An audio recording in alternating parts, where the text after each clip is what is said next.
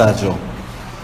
그 얘기를 했었고요. 오늘은 2절과 3절에 있는 영생에 대해서 17장 1절부터요 1, 2, 3, 9절, 10절이 있네요. 같이 한번 본문 읽어보도록 하겠습니다. 시작. 예수께서 이 말씀을 하시고 눈을 들어 하늘을 우러러 이르시되 아버지여 때가 이르렀사오니 아들을 영화롭게 하사 아들로 아버지를 영화롭게 하옵소서. 아버지께서 아들에게 주신 모든 사람에게 영생을 주게 하시려고 만민을 다스리는 권세를 아들에게 주셨음이로다. 영생은 곧 유일하신 참 하나님과 그가 보내신 자 예수 그리스도를 아는 것이니 내가 그들을 위하여 비옵나니 내가 비옵는 것은 세상을 위함이 아니요 내게 주신 자들을 위함이니이다. 그들은 아버지의 것이로소이다. 내가 이것을 다 아버지의 것이요 아버지의 것은 내 것이온데 내가 그들로 말미암아 영광을 받았나이다. 아멘. 영생은 유일하신 참 하나님으로 오신 예수 그리스도를 아는 것입니다. 이 제목으로요. 같이 영생에 대해서 말씀하고 서론적으로 내게 주신 자들을 위함을 한번 우리 임집사님 한번 찬찬히 읽어주셔요. 요한복음 17장의 예수님의 기도는 그들이 말하는 것처럼 세상을 위함이 아니요 내게 주신 자들 즉 하나님께서 예수 그리스도에게 주신 자들을 위함입니다. 그러면 하나님께서 예수 그리스도에게 주신 자들은 누구겠습니까? 예수 그리스도를 통해서 영생을 얻은 자들입니다. 그래서 2절에 곧바로 이들에게 주신 모든 자들에게 영생을 주기 위해서 아들에게 만민을 다스리는 권세를 주셨다고 하신 것입니다. 그리고 3절에 영생에 대해서 정의를 내리시는데 영생은 유일하신 참 하나님과 그가 보내신 자 예수 그리스도를 아는 것이라고 하십니다. 네, 요거 되게 소위 말해 유명한 구절 중에 하나죠. 영생은 유일하신 참 하나님과 그가 보내신 자 예수 그리스도를. 이 기도 누가 하시는 거예요? 기도를 누가 하시는 거예요? 예수님이 하나님께, 하나님 아버지께 기도하고 계시는 기도를 요한이 듣고 이제 기록한 건데, 예수님이 스스로 영생은 곧 유일하신 참 하나님과 그가 보내신 자 예수 그리스도 아는 것입니다. 예수님 스스로 예수 그리스도를 아는 것이다 라고 표현하고 있는 게 좀 새롭긴 하네요. 아무튼 이제 영생에 대해서 예수님 스스로 정의 내려주신 건데요. 특히 이제 요한복음에서 영생이라는 단어가 무지무지 많이 나와요. 3장부터 17장까지 20번 정도 나오고, 요한이 복음서 하나 쓰고 요한 서신 1, 2, 3서 하나 쓰고 요한 계시록 하나 쓰고, 그건 이제 신학교에서 요한 문헌이라고 그러거든요. 요한이 쓴 서신이라고요. 요한 1서까지 하면 26번 정도 돼서 3장에도 우리가 잘 알고 있는 것처럼 이는 그를 믿는 자마다 영생을 얻게 하려 하심이라. 하나님이 세상을 이처럼 사랑하사 독생자를 주셨으니 이는 그를 믿는 자마다 멸망하지 않고 영생을 얻게 하려 하심이라. 아들을 믿는 자에게는 영생이 있고 아들에게 순종하지 아니하는 자에게는 영생을 보지 못하고 도리어 하나님의 진노가 그의 몸에 다 이렇게 차근차근 보면은 영생에 대해서 4장에서는 솟아나는 샘물이다, 5장에서는 심판과 관련해서, 6장에서는 양식과 관련해서, 10장에서는 목자와 관련해서 이렇게 이제 영생에 대해서, 특히 요한 1서 3장에서는 그 형제 사랑과 관련해서 영생을 설명하고 있는데요. 그만큼 요한에게 있어서 영생이라는 것은 되게 중요한 그 신학적 주제죠. 영생은 누가 줘요? 하나님이요. 누구를 통해서요? 예수님을 통해서. 그럼 그건 뭐냐? 영생이 뭐예요? 선사님? 영생. 그거 말고 다른 거 혹시 없나요? 영생. 영원히 하나님과의 관계가 끊어지지 않는 거. 영생. 그 영생에 대해서 한번 영생 영생 하실 줄 믿으십니까? 네. 영생이세요? 영생? 영생은 계속해서 하나님을 알아가는 것이 영생이라고 저는 생각합니다. 네, 감사합니다. 그래서 이 페이지로 가셔서 3절을 원문으로 보면 이렇게 되어 있대요. 그냥 보시면 돼요. 직역을 하면 영원한 생명은 아는 것이다. 그 유일하신 참 실체의 하나님과 그가 보내신 예수 그리스도를. 됐죠? 한자의 영생은 영원한 생명으로 죽지 않고 영원히 사는 것으로 시간적인 의미를 담고 있겠습니다. 시간적인 의미가 뭔지 아시겠죠? 영원히 죽지 않는다는 얘기는 시간적으로 끝이 없다. 그 뜻이겠죠? 그러나 성경이 말하는 영생은 단순히 시간적으로 영원히 사는 것을 의미하지 않습니다. 그렇죠? 영원히 그냥 죽지 않고 영원히 사는 게 복이겠어요? 복인가? 사람에게는 죽음에 대한 본능적인 두려움이 있기 때문에 영원히 살고 싶어 하는 게 있겠죠. 좀 삶이 괜찮고 편안하고 큰 아픔과 어려움 없으면 영원히 살만하지 않나요? 죽음이 축복이에요. 왜냐면 진짜 무엇인가를 맡을 수 있는 기회를 주는 거잖아요. 그래. 또 이후에 또 뭐가 있잖아요. 그러니까요. 아무튼 이제 그 한자의 영생도 영원히 사는 거예요. 오랫동안 계속해서. 시간적인 개념보다는 존재론적인 개념이 더 강하다. 제가 좀 시간과 반대되는, 그러니까 양적으로 길게 사는 것보다 의미 있게 사는 삶. 그걸 영생이라고 표현할 수 있겠어요. 그래서 영생으로 번역된 단어가 아이오니오스 조에예요. 한번 기억해 보세요. 아이오니오스가 영원하다 이 뜻이고요. 조에는 생이에요. 그래서 아이오니오스 조에예요. 아이오니오스라는 단어는 요거를 이제 헬라어 사전을 찾아보니까 헬라어 사전에 166번에 아이오니오스라는 단어가 있는데 시작이나 끝이 없는 영원한 세세의, 요거의 명사형이 아이온, 영원한. 그래서 영원한 하나님 할 때 아이온이라는 단어를 쓴대요. 그러니까 아이오니오스 조회예요. 아이오니오스는 시간적, 존재론적으로 영원한 것을 의미합니다. 시간적으로 영원하더라도 기억이 없다면 시간은 단절되는 것이고 다른 시간으로 환원되는 것이기 때문에 시간적인 영혼은 존재적인 영혼으로 함몰된다 할 수 있겠습니다. 무슨 말이냐면요, 아무리 시간적으로 오래 살아도 오래 산 그 양의 의미가 없다면, 기억이 없다면 그거는 영원한 삶이 아니다, 영생이 아니다, 이렇게 정의될 수 있겠습니다.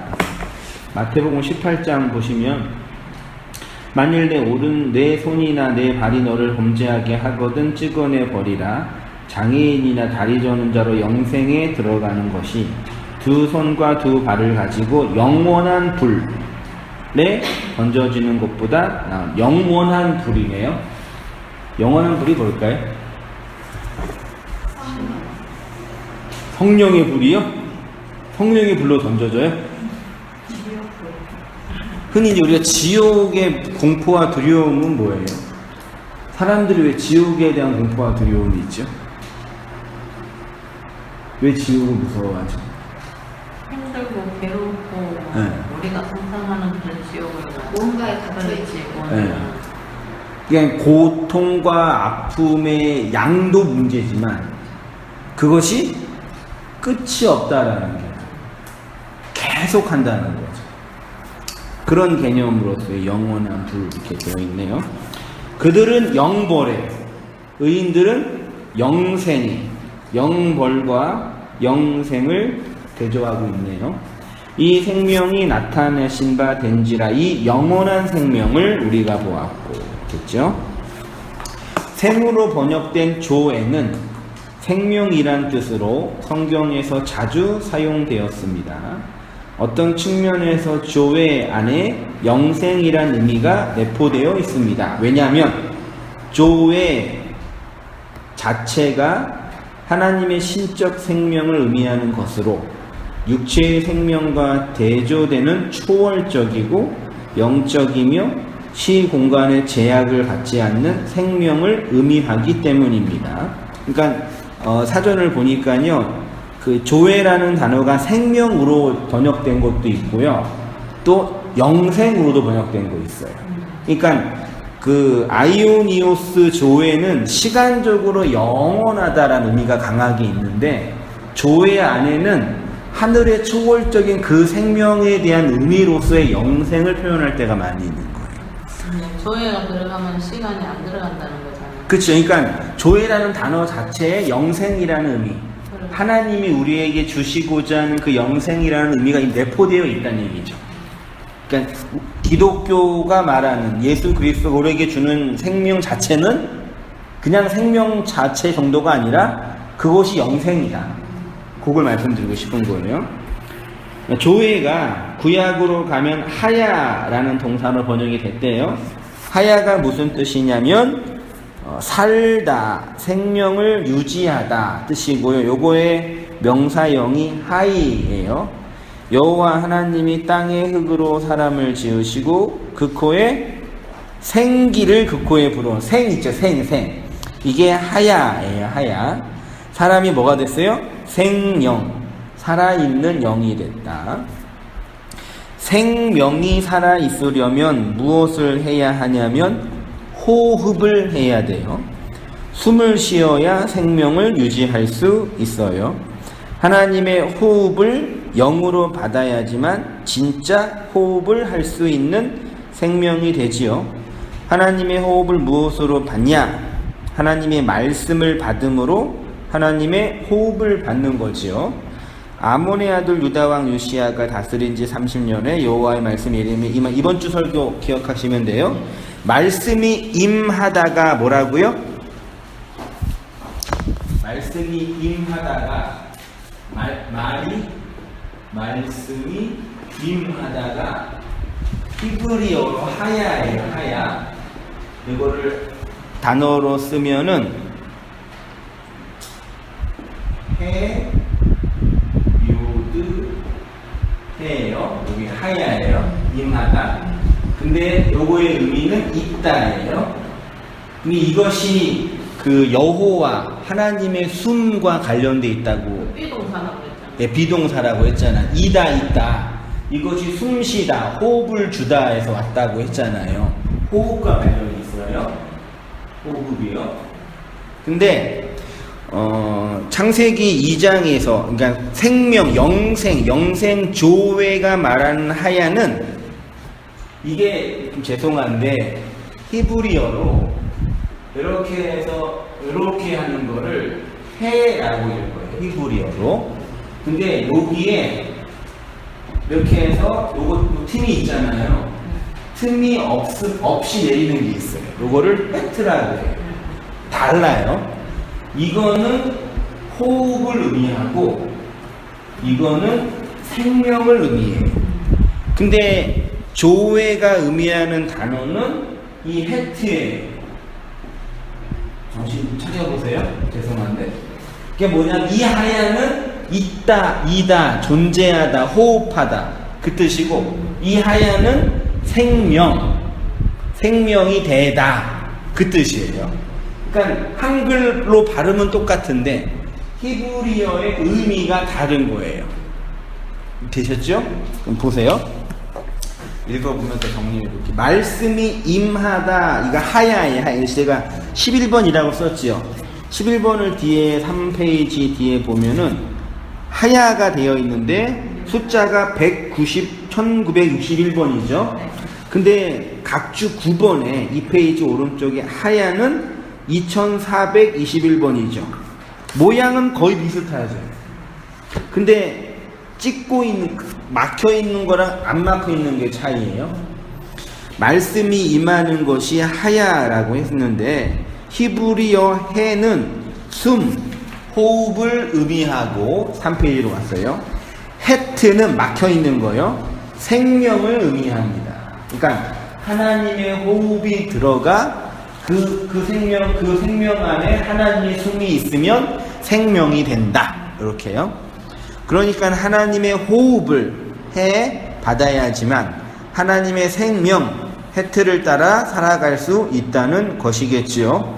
하나님의 호흡을 받지 못한 사람은 그냥 고깃덩어리가 생리적 본성에 의해서 움직이는 것에 불과하죠. 그래서 지난 헬라어로 보면 그걸 사르크스라고 했죠. 육체, 생물학적인 육체가 본능에 따라 움직여지는 거예요.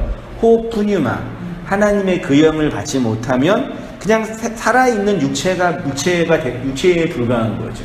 근데 거기에 하나님의 영, 말이 떨어져야 살아있는 생명, 육체가 말씀이 되어지는 그 하나님의 생명을 담은 자, 그렇게 말씀을 담은 육체를 조회, 아이오니우스 조회, 영생이라고 표현할 수 있겠죠. 조회라는 단어, 조회라는 하나님의 생명은 하나님의 호흡을 받아 그 호흡으로 숨을 쉬는 자들의 생명력을 의미합니다. 그러니까 성도에게는 하나님의 생명, 영생이 있어요. 그 영생을 임지사님이 그리스도를 뭐라고 그러셨죠? 알아가는 거? 라고 표현하셨죠. 근데 그게 맞는 게 하나님의 호흡을 받아 그 호흡으로 숨 쉬는 사람만이 영생하는 사람이거든요. 그렇죠? 그 호흡의 내용이 그리스도를 아는 것이니까. 그러니까 성도는 이 우리가 산소를 들이마시고 CO2를 내뱉어서 이렇게 호흡하며 살아가는 것처럼 예수를 들이마시고 영을 내뱉고, 맞나? 그리스도를 알아가는 삶으로 생명을 유지하는 거죠. 그게 영생이라고 표현하고 있는 거예요. 단지 죽음 이후에 지옥에 가지 않고 영원 오래 사는 개념, 그런 개념 정도가 아닌 거죠. 자, 하나님의 숨이 말씀으로 우리 안으로 들어와 숨을 쉬게 하고 그 숨이 산소를 공급하여 살게 하고 다시 날숨으로 밖으로 나가야 생명이 되는 것입니다. 그래서 호흡 있는 자만이 하나님을 찬양할 수 있는 거죠. 호흡이 끊어지면 어떻게 되셔요? 죽지요. 그러니까 호흡이 없는 인생은 살아있지만 죽어있는 인생이죠. 이 호흡으로 기도하며 주의 놀라운 복음을 전할 수 있다는 것입니다. 그래서 시편에 보면은 호흡이 있는 자마다 여호와를 찬양할지어다. 주여 내 입술을 열어 주소서. 내 입이 주를 찬송하여 전파하리이다. 이렇게 표현하고 있습니다. 요한복음 17장 3절로 말하면 하나님의 생명을 받은 자만이 그 생명으로 찬양하고 기도하고 전파할 수 있다. 구약 성도의 이러한 찬양과 기도와 전도를 신약 성경에서는 형제를 사랑하는 것으로 하나님의 생명을 받은 성도의 생명이라고 표현해요. 시편 133편 1절 한번 장군사님 읽어주시고.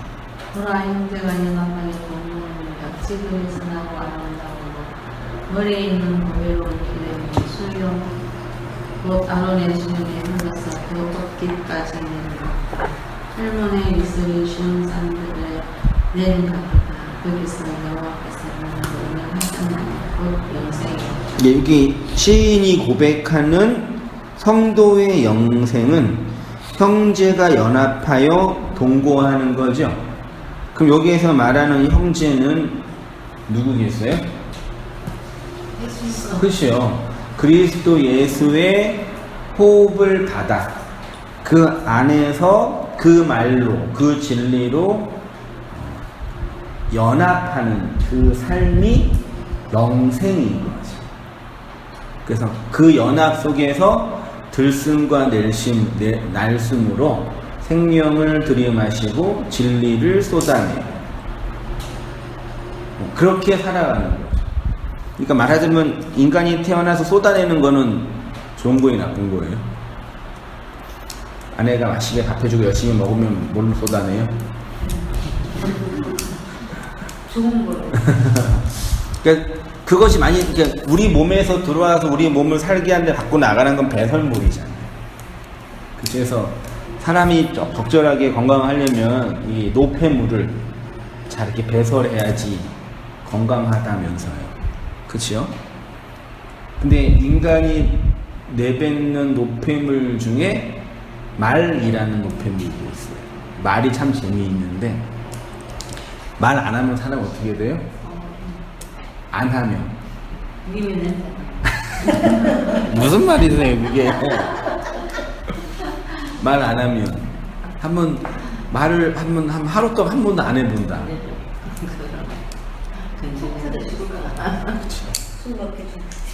다 아시죠? 그 말이 호흡하는 거잖아요. 놀랍지 않아요? 그 호흡 숨 쉬는 거예요. 말 안 하면 정신병 걸려요. 속 터지는 게 정신병이에요. 네. 속이 있는데 이걸 배설하지 못하면. 그래서 사람은 태어나서 자기 생명을 살리려고 배설을 해야 돼요. 근데 그 배설이 타인한테는 뭐가 돼요? 제일 힘든 게 남 얘기 들어주는 거죠. 어쩔 수 없이 직업이시니까 일하시면서 얘기 들어주셔야 되잖아요. 또 들어주셔야지, 또 서비스 해주셔야지, 또 돈도 주시고 노동의 대가잖아요. 그래서 세상에는 이게 돈 내고 또 얘기 들어주려고 하는 거예요. 근데 목회적 관점에서 얘기는 들어줘야지 또 필요해. 근데 우리가 내뱉는 모든 말은 다 배설물인데 그리스도의 호흡을 받아 내뱉는 그 말은 생명이에요. 그게 놀라워요. 그러니까 육체의 생명을 유지하기 위해서 먹고 자고 싸고 하는 이 과정에서 나오는 모든 배설물들은 다 타인을 힘들게 하는 똥이에요. 근데 그리스도의 그 말을 먹고 내 안에서 나의 율법적 자아가 죽어서 깨트려져서 나온 그 말은 배설이 아니라 형제를 살리는 거예요. 그러니까 성경이 말하는 형제 사랑, 형제와 동거한다는 얘기는 이 세상 모든 사람들은 자기 욕망을 따라 먹고 자고 싸서 배설을 하면서 살아가고 있는데 우리도 그렇게 살지요. 근데 우리는 뭘 먹어요? 말하자면 예수를 먹는 거잖아요. 그 말을 예수를 먹으면 그 먹고 나서 죽은 내가 나온 그 말이 예수의 배설물이지만 그치만 그 배설물이 다른 사람에게는 그 사람을 살리는 생명이 되는 거예요. 그게 그렇게 말하는 걸 기도한다, 전도한다, 전파한다 그렇게 표현해요. 그러니까 이 땅의 그리스도인, 진짜 그리스도인들이 그리스도의 말을 성도가 뭐하며 살아야 되냐. 이 세상 모든 사람들은 다 자기 욕망을 따라 배설하며 살고 있는데 그 속에서 그리스도의 그 양식을 먹은 성도는 그 진리를 말하는 거죠.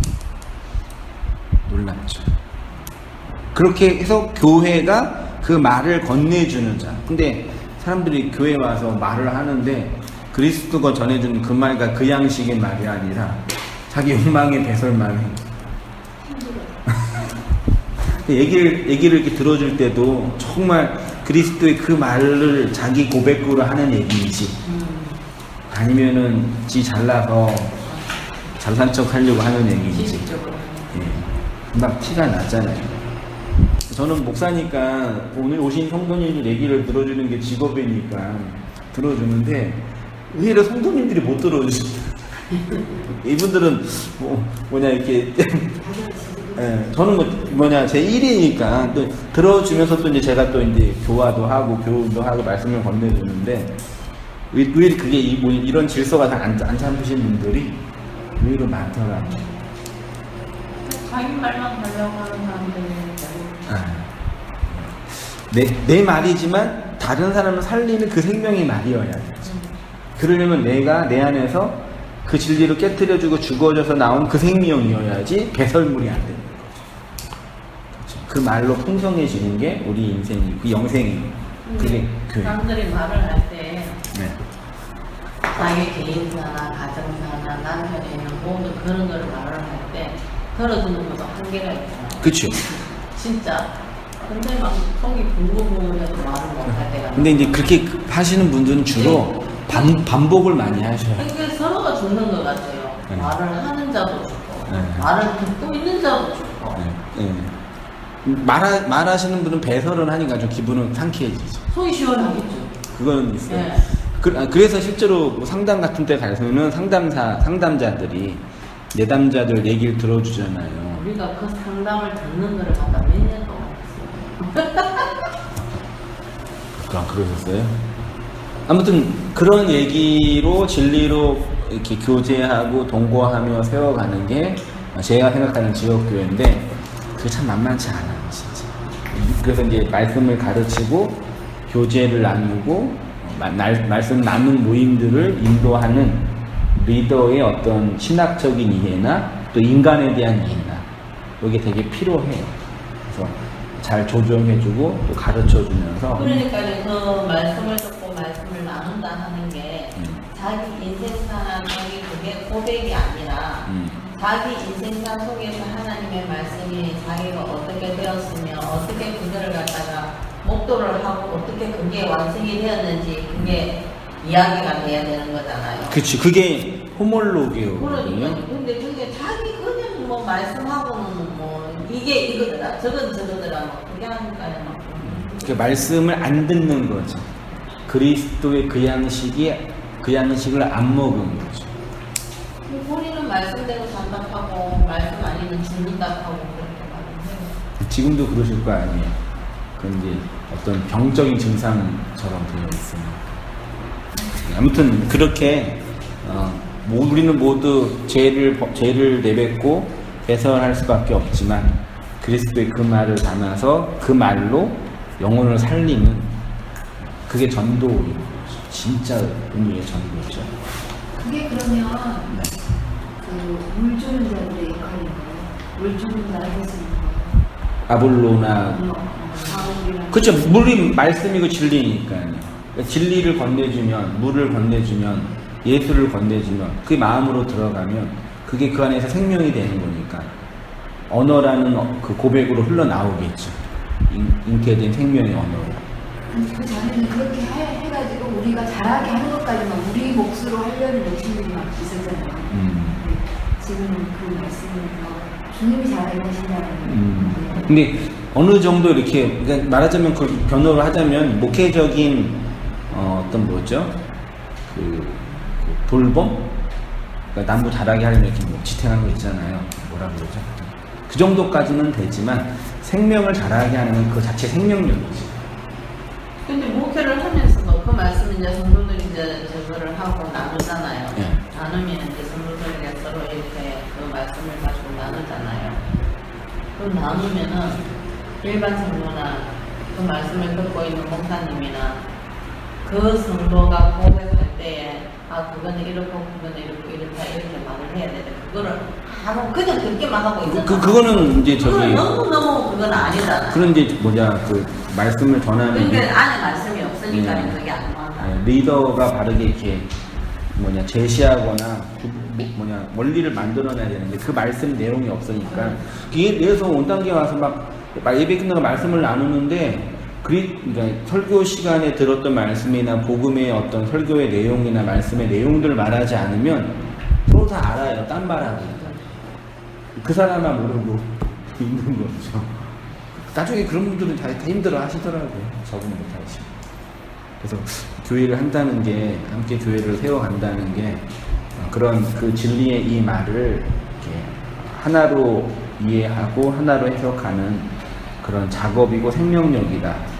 그러니까 어쨌든 또 주님은 교회를 세울 때 벽돌이 아니라 진짜 돌로 그냥 짓기 때문에 그런 사람들이 많이 있잖아요. 다 똑같은 입장이라. 그러면 우리들도 그 사람들 인정해주고 같이 이렇게 참아주고 인내해줘야 할 필요가 있죠. 그렇죠. 그래서 말씀을 말씀을 듣고 배우려는 의지가 있는 사람에게서만 공통적으로 허락되어지는 인내인 거죠. 아직 잘 모르거나 충분히 이해하지 못해서 잘못 말하거나 충분히 말하지 못하는 건 인내하고 참을 수 있죠. 근데 그렇지 않고 내가 생각하는 어떤 견해나 다른 말과 관련된 다른 의도로 해석된 것들을 얘기하면 물론 한두 번이야 할 수 있지만 꾸준히 진행하기에는 어렵죠. 관계가. 교회적으로 볼 때.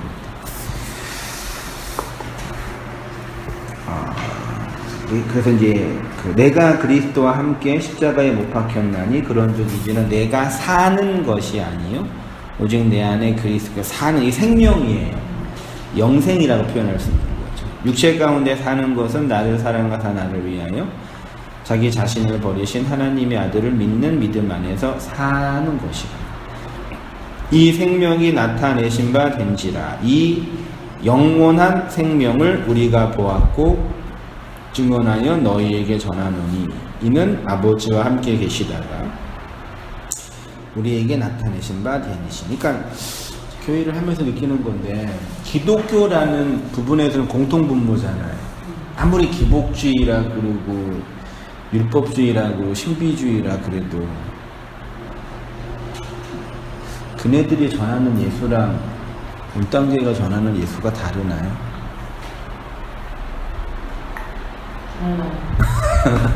달라. 그럼 할 말 없는 거죠. 다르면은 말이 다른 거. 여기까지 다른 예수는 있잖아. 그 좀 공통적으로 이렇게 할 만한 건 전혀 없나요? 그렇게 믿고 있다가 고생에 빠졌지. 다르나요? 몰랐을 때는 되게 느끼지만 이제 알고 그 집사님 개인적인 느낌인가 이게. 그러니까 달라요. 먹을 수가 없어요. 양식이 아니에요. 그러니까 이게 알면 이걸 이제 진리라고 한다면 이게 진리 전체라고 한다면 우리가 보는 관점은 진리 좀 어렵다. 진리 한 부분? 아니, 껍데기만 전하고 있는 거잖아요. 이게. 이렇게 해석하면 안 되고 한 부분이라도 그게 저기 맞닥하면 하나 동일한 예수가 되잖아요. 네. 근데 그러니까 한쪽은 여기만 보고 한쪽은 여기만 보고 한쪽은 여기만 보고 한쪽은 여기 1, 2, 3, 4 이렇게 해서 내가 보는 게 진리다라고 말할 때 이 사람이 보는 거랑 이 사람이 보는 건 다른 거잖아요. 그렇죠. 그렇지만 진리로는 어떤 한 부분인 거 이런 거예요? 아니면 그냥 근원이 다른 거예요? 한쪽은 여기를 보고 한쪽은 이걸 보고. 근데 근원이 좀 다르다고요. 그래요? 아니면 진리라는 내용이 하나 있는데 껍데기가 있는데 이것들을 해석하는 방식이 전혀 다르기 때문에 어차피 이 세상에 보여준 내용도 틀리고 의미도 틀리고. 그러니까 쉽게 말하면 성경 가지고 설교하고 성경 가지고 목회하는 거예요. 성경 가지고 하는데 껍데기만 하잖아. 그럼 성경에 대한 텍스트는 동일하게 껍데기는 인정하는데 그렇죠. 그 안에 있는 내용이 다르다. 네. 완전 틀리죠. 그러니까 진리의 수준의 문제는 아니잖아요. 그렇죠. 그거는 수준 따지는 건 아니다. 진리의 뭐 수준을 따지는 건. 어떤 분들은 그러더라고요. 어떤 분들이 설교를 잘하는 목사가 있고 설교를 못하는 목사가 있을 수도 있죠. 진리를 명쾌하게 잘 해석하는 목사가 있고 명쾌하게는 진리를 전하지만 잘 못할 수도 있죠. 말이 안 맞나? 맞아요. 내용을 잘 알고 있지만 그거를 전달하는 방법에 있어서 좀 부족하게 못하시는 분들. 그것도 있고 또 이제 같은 설교라도 받아들이는 입장이 다 다르잖아요. 그렇죠. 어떤 분은 너무 은혜 받고 어떤 분은 에이 저게 뭐 그러잖아요. 그러니까 어떤 서문학교의 그 교회가 지금 목사님이 자꾸 돌아가시고 새로운 목사를 초빙하지 않는다고 계속 이제 동영상 예배만 드린다고 지정 교회는 욕을 많이 얻어먹고 있는데 새로운 목사를 초빙하면 되는데 어떤 분들이 그런 얘기를 한대요. 김성숙 목사만큼 탁월한 목사가 없다. 거기는 모든 거기 안에 갇혀 있어서 그러니까 이 얘기를 제가 김명순 목사가 아니더라도 진리를 전하는 목사는 있잖아요. 그렇죠. 자기들이 몰라서 그래요. 복음을 전하는 목사는 있잖아요. 그러니까 기복주의나 율법주의나 신비주의가 아니더라도 진짜 진실하게 그 복음을 전하는 목사는 있잖아요. 그러니까 그분들은 그 목사를 인정하지 않는 건지 아니면 내가 좋아하는 목사 스타일이 있는데 나는 이런 유의 목사가 좋아하기 때문에 그러는 건지 쉽게 말해서 진리냐 비진리의 문제냐 아니면 개인적인 성향과 호불호의 문제냐라고 할 때 그분들은 진리와 비진리의 문제를 해석할 수가 있다는 얘기죠. 그 문제를. 그리고 자기들이 볼 때에는 네. 그것만 진리라고 생각하는 그러니까 네. 그 사람이 김성수 목사님 저보다 더 잘 전해줄 수 있는 목사님이 그렇죠. 없다라고 네. 생각해요. 그러니까 잘 전하고 못 전하고는 사실 이렇게 어떤 의미에서는 중요하지 않거든요. 그렇죠. 네. 한물이 그 예쁜 미스 코리아랑 살아도 처음 볼 때나 예쁘지. 그렇죠. 진짜 한 10년, 20년 같이 살면은 그래 돼버려. 그러나? 그 고민인데요. 왜 이렇게 차이가 날까? 그런 부분에서. 근데 그 사람들은 그러니까 그 테두리 안에서 빠져나오려고 생각을 안 하니까요. 거기 있어도 상관없을 수도 있잖아요, 진리면. 지금 상관없는 게 아니라 그거 하나의 또 하나의 그거를 만들어가는 거니까요. 자기가 세운 하나님, 자기가 세운 말씀, 그렇죠. 자기들이 세운 예배. 근데 어쨌든 거기서 빠져나올 사람들도 나오고. 예, 그러니까 그런 게 각자 개별적인 거니까 내가 뭐 이래라 저래라 할 문도 아닌데 근데 이제 어떤 우리가 성경을 가지고 얘기를 하고 기독교라는 어떤 공통적인 범주 안에서 이 종교의 범주 안에서 말씀을 전하고 가르치는 어떤 종교 행위를 하고 있는 건데 왜 이렇게 다양한 스펙트럼과 다양한 해석들이 나와서 우리가 쏟아내고 있는 말들이 서로 다른 것처럼 이렇게 다가오게 되는 그 원인과 이유가 뭐냐, 비진리냐, 복음이 아니냐. 아까 말씀하신 것처럼 껍데기는 다 똑같은데 그 안에 있는 내용을 각자 입장에 맞게 각자의 신념과 신학적인 틀에 맞게 해석해서 해석적인 내용의 말이 다 다르다. 그러니까 아니 그래도 재료가 똑같으면 먹으면 다 똑같아지지 않나요? 음식을 다르게 해도 쌀로 찌든지 굽든지 옥므라이스를 하든지 뭐래도 쌀밥은 먹으면 그냥 탄수화물이 먹는 들어가잖아요. 사람이 지식적으로 먹을 것이냐, 네. 안 그러면 더 먹고 난 뒤에 정말 생명이 되도록 할 수 있을 것이냐는 그게 그거 지금 막 나오게 추리하고 매출하기 그러니까 그거 같은데요. 네. 어떤 답이요? 아니 똑같이 만나도 먹고 외출하기도 먹지만은 진짜 고기로 먹느냐 진짜 양식으로 먹느냐 네. 그거잖아요. 맨날 제사만 지낼 것이냐 진짜로 이렇게 하나님의 말씀을 진리로 예배를 드릴 것이냐. 그렇죠. 결국은 음식 겉으로 드러난 너는 똑같다는 얘기네. 그걸 이제 어떻게 해석하냐의 문제가 결정되는 문제겠네요. 어떤 의미에서는. 아무튼 그런 과정에서요. 저도 이렇게 말씀을 전하고 있고 또 교회를 세워가고 있는데 완벽하게 똑같게 동일한 말을 할 수는 없겠지만 로버트처럼 아니 진짜로 그 김성수 목사님 말씀을 듣었을 때 너무너무 좋으니까 그분이 구상화가 될 수가 있겠다는 생각이 들더라고요. 그렇죠. 그럴 수 있겠죠. 너무너무 진짜 좋아서 언변도 좋고 오랫동안 듣다 보면 문제가 발생하는 게 느껴져요. 물론 진리를 순수한 진리를 전하시지만 그 사람마다 다 그 말 주변이라 그러잖아요. 시기하는 언변 같은 게 틀려요. 근데 그 양반은 쏙쏙 들어가게 언변이 뛰어나요. 그게 타고난 설명자죠, 네, 진짜로. 아주 특별하게 타고나셨어요. 네. 그래서 10사람이면 9사람은 좋아하는 것 같아요. 그렇죠. 그거는 진리 비진리의 문제 이전에 개인의 성향과 능력의 차이인 거잖아요.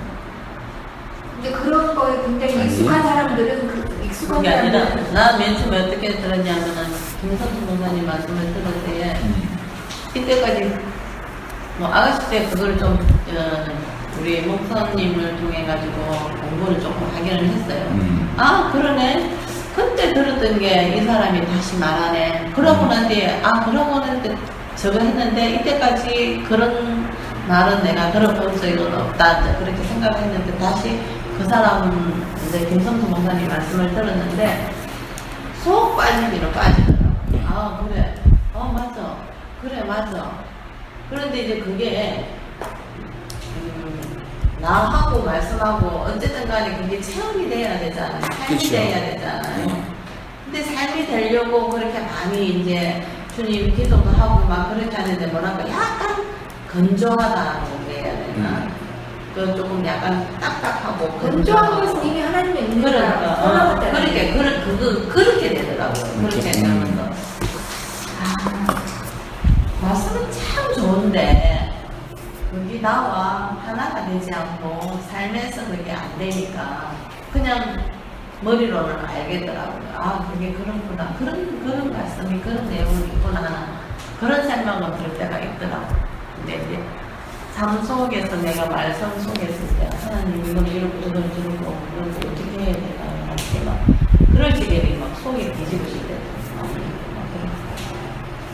그러면 그다지 이제 우리 남자는 아직까지도 열성당을 얻고 있는데 열심히 듣고 계셔요? 예. 그 신학교에 다니시고 어떻게 다니세요? 예민해요. 가르쳐 주는 거죠. 그러니까 말씀은 개인적으로 듣는 거고 교회 봉사나 인간관계도 인간관계 하시는 거고. 네, 신기해요. 스니가 되고 큰 부담은 없으세요?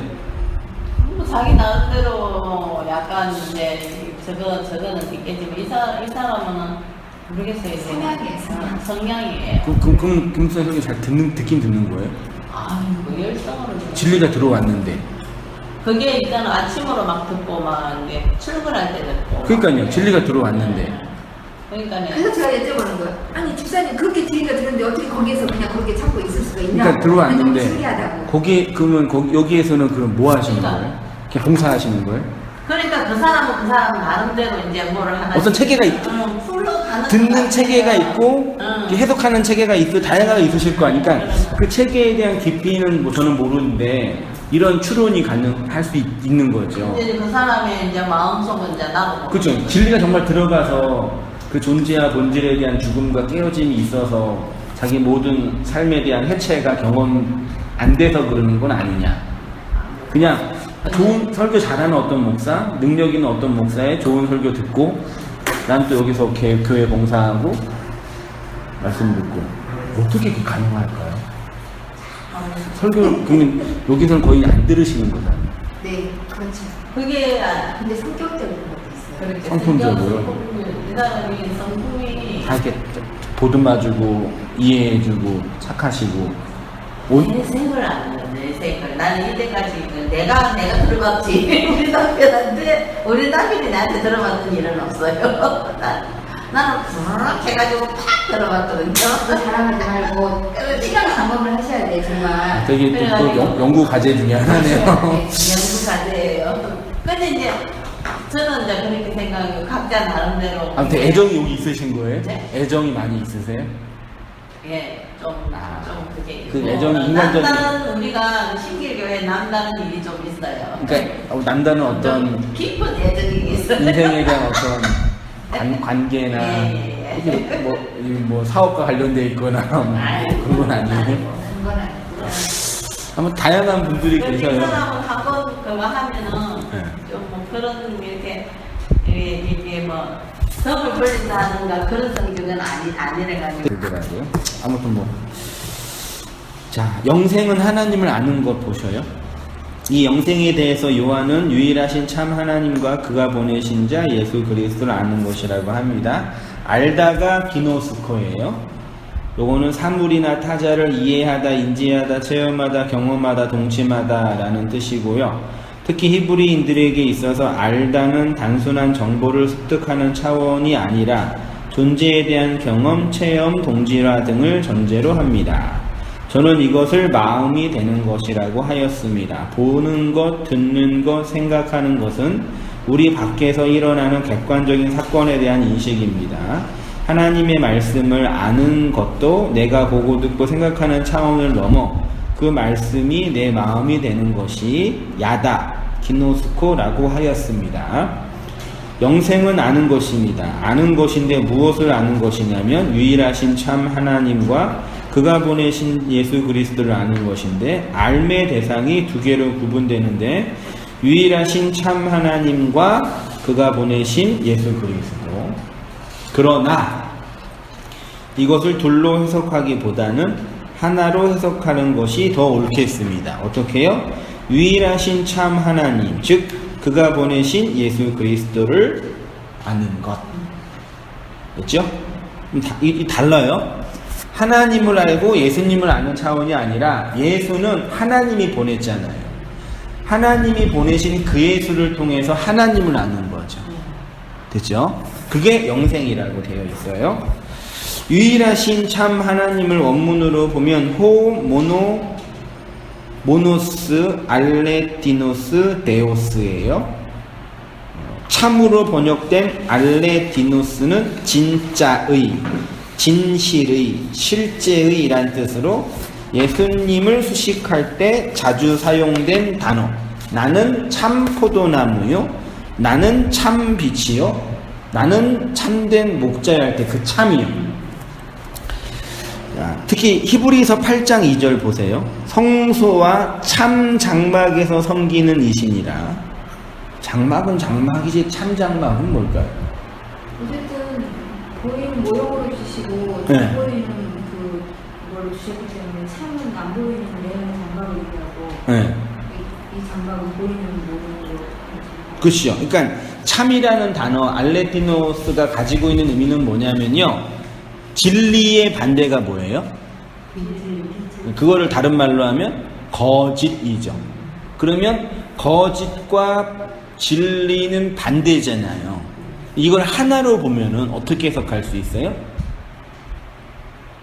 하나님 말씀을 못 깨달으면 그게 거짓. 그러니까 진리는 무엇을 통해서 진리가 돼요? 하나님 아버지 말씀. 비진리를 통해서. 그치요. 거짓을 통해서 진리가 되죠. 그러니까 진리 입장에서 거짓, 비진리가 있어야지만 진리가 설명이 되는 거죠. 그러니까 진리를 설명하기 위해서 세워놓은 것을 비진리라고 하고 그거를 성경은 모형과 그림자라고 해요. 그래서 참은 진리를 그러니까 참된 것을 설명하기 위해서 먼저 놓은 거짓을 전제하는 거죠. 그 거짓과 비교해서 참이라고 표현하는 거예요. 여기 보세요. 하나님의 참된 실체를 설명하기 위해 오신 예수님, 참이라는 개념은 거짓의 반대입니다. 거짓이 무엇이냐? 성경이 말하는 거짓은 진리를 설명하는 도구입니다. 여기 되게 중요한 신학적인 전환입니다. 거짓은 나쁜 거다, 틀린 거다, 그렇게 하면 안 돼요. 예, 이게 되게 중요해요. 하나님이 당신이 선하기 위해서 뭐가 필요해요? 하나님이 선하신 분이다. 그걸 설명하기 위해서 뭐가 필요해요? 악이 필요하죠. 그렇죠. 그래서 악을 누가 만들었어요? 하나님이 만드셨어요. 죄는 하나님을 만드셨어요. 맞나요? 네. 그렇죠. 그렇게 죄와 악을 상징하는 비유가 사탄, 하나님 반대편에 있는 거짓, 거짓의 아비. 그러니까 그거를 윤리 도덕적으로 정죄해야 할 악으로 보는, 나쁜 걸로 보는 것에만 머물러 있으면 안 되고, 그 악과 거짓을 건네준 이유는 이거를 통해서 선과 참된 것을 알아먹고 깨달으라고 한 거죠. 그러니까 진리에 더 도달하기 위한 거짓, 선에 도달하기 위한 악, 그 정도면 되나요? 그런 의미에서 요한복음이나 히브리서 기자가 참이라는 단어로 표현했어요. 가짜를 통해서 진짜를 설명하는 것입니다. 그림자를 통해서 실체를 설명하는 것처럼 말입니다. 참된 실체를 설명하기 위해서 예를 든 것이 모형과 그림자입니다. 참된 실체를 선이라고 할 때 모형과 그림자를 악이라고 할 수 있는 거죠. 그러니까 악에 빠지지 말라 얘기는 모형과 껍데기에 빠져 있지 말라. 율법주의나 왜곡된 복음주의는 껍데기에 빠져 있는 거죠. 껍데기에 빠져 있을 뿐만 아니라 그거를 이용해서 더 깊은 수렁통으로. 더 들어가나요?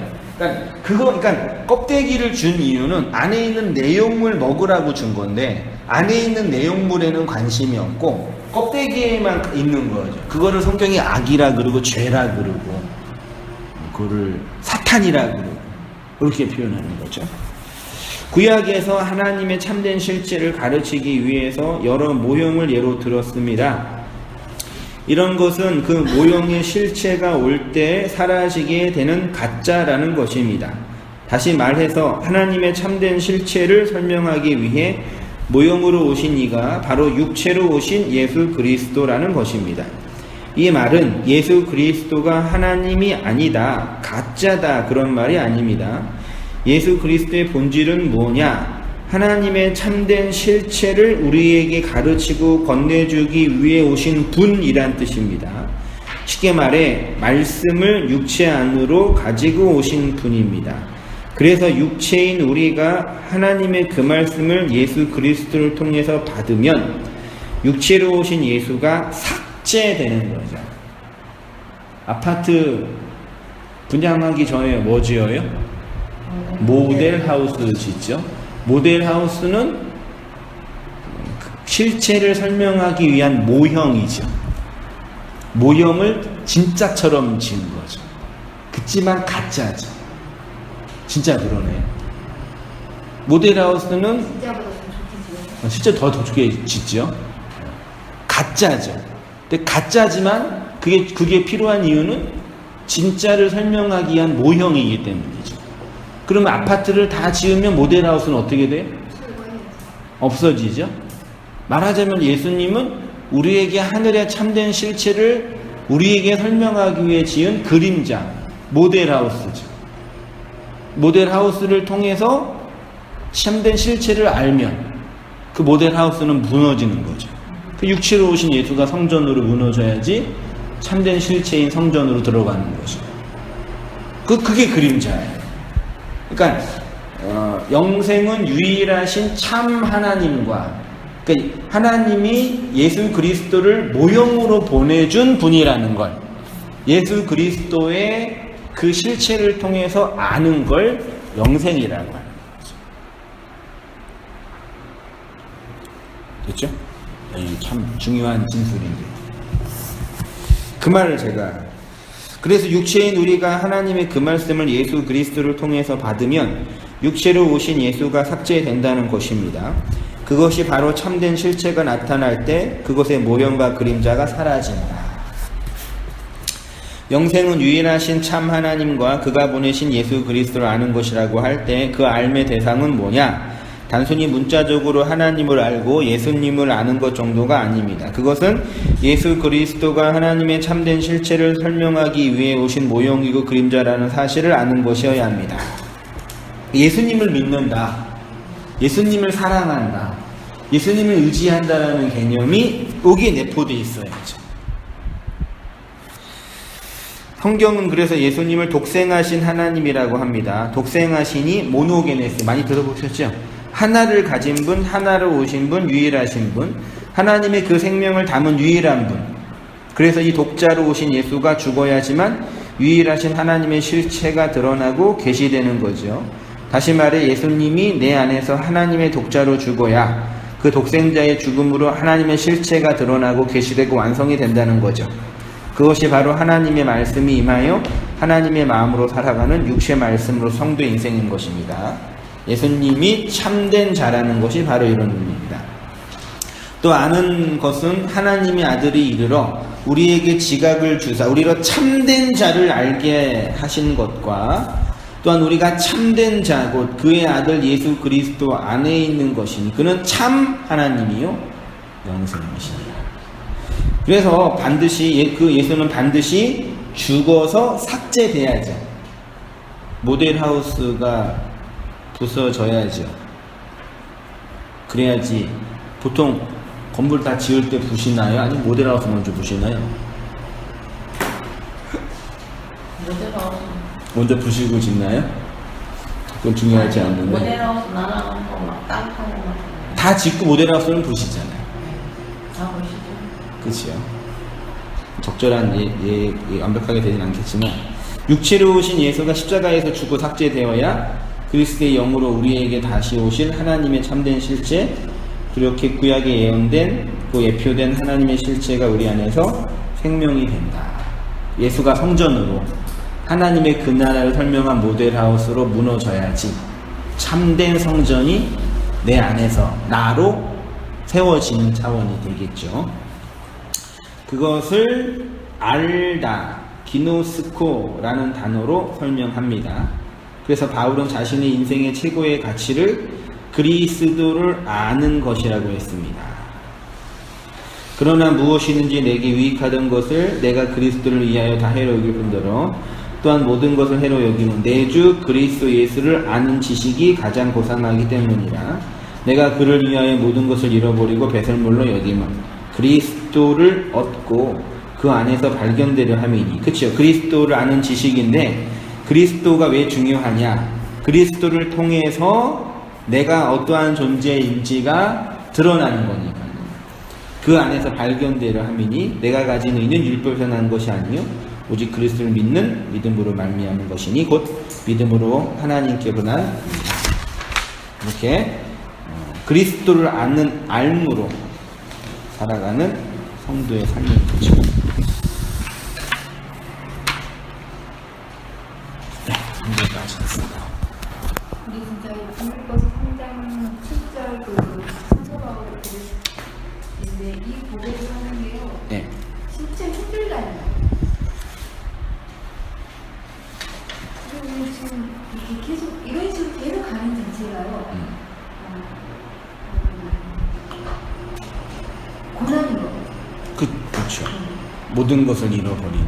아니 그런 거가 잃어버리는 게 아니라 어떨 때는 이거 내가 지금 뭐 어쨌든 목표를 하면서 열심히 달려가고 있는데 어떨 때는 그 목표물이 보이지가 않는 거예요. 그러니까 상방 없이 달려가는 그런 느낌이 들어올 때도 있어요. 근데 이런 것들하고 싸움이 되게 힘듭니다.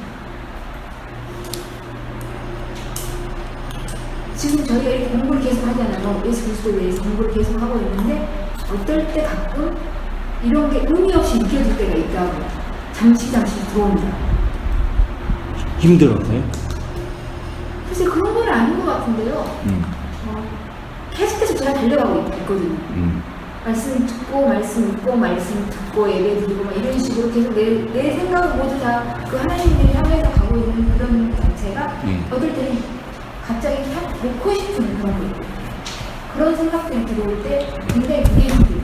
저한테 이런 마음이 끊임없이 일어서는 거는 힘들잖아요.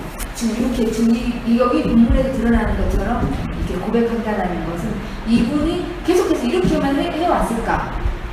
아니 그건 아니겠죠. 저처럼 진짜 이런 상황들도 있었는데 진짜 그 정말 은혜를 받으면 이 고백이 계속돼요. 이렇게 진짜 사도 바울도 고백이 되는데 가끔 하다가 저는 그런 생각이 들어요. 잠깐씩. 그리스도를 알아가는 삶의 그 어려움? 아니요, 어려운 게 아니고 의미 없음? 네. 이게 진짜 내가 하고 있는 게 잘하고 있는가? 이런 생각. 이게 긴가? 어떤 이런 생각들이 잠깐 스쳐와서 이렇게 힘들다 이런 생각이 들 때 있어요. 그러니까 내 것을 잃어버리는 과정에서 오는 아니요, 그건 아니에요. 그것에 대한 파급 효과나 영향력이 장상이 남아있어서 그러는 거 아닌가요? 아니요, 그건 아닌 것 같은데 네. 제가 지금 신앙생활 했을 때 내 마음에서 항상 그 에너지가 나왔어요. 그 에너지가 안 나오는 에너지가 죽으니까 아니요, 에너지가 안 나오니까. 그건 아닌데 근데 그 아버지의 이 말씀을 정말 말씀이 내 안에서 되게 소화가 되고 내 안에서 정말 저번에 주일날 말씀처럼 말씀이 인이천지가 있다면은 내 안에서 인이천지가 진짜 누가 말마다나 탁 건드려도 예수는 그리스도시며 뭐 그렇게 막 이렇게 말을 할 수 있는 그런 말이 나올 거 아니에요. 진리의 말이 나올 거 아니에요. 그렇게 하지 못할 때 한번씩 가다가 그게 내가 이미 70도 뭐 지식적으로 내가 알고 있나? 지식적으로 이렇게 하면 어떡하지? 내가 아버지의 마음을 알기 위해서, 아버지와 하나가 되기 위해서, 말씀 아닌 것은 아버지하고 하나가 될 수가 없잖아요. 오직 예수 그리스도와 하나가 된다는 것은 아버지와 하나가 된다는 것인데, 그 하나가 된다는 것은 하나님의 말씀을 알고 깨달아야 하니 그 아버지의 마음을 알고 그 아버지의 마음을 아는 것만큼 아버지와 하나가 될 수가 있잖아요. 그렇게 되지 않을 때에 좀 약간씩 있으면 저는 그게 힘들어요. 그러니까 그 제가 힘들다는 표현은 그러니까 그 김집사님이 고민하는 거랑 좀 맨 처음에 제가 여쭤본 게 그런 거니까 말씀과 진리가 육체로 살고 있는 나를 공격하는 차원, 터는 차원, 털린다고 이제 제가 표현할 때가 있잖아요. 그 과정에서 그런 나의 죄와 악과 악마성과 허무함들을 폭로당하고 보는 것이 아픔이거든요. 그것과 다른 차원의 고통이 있다는 뜻인가요? 그렇죠. 그거는 아니고요. 내가 죽는 고통이 아니면 뭐가 고통이에요?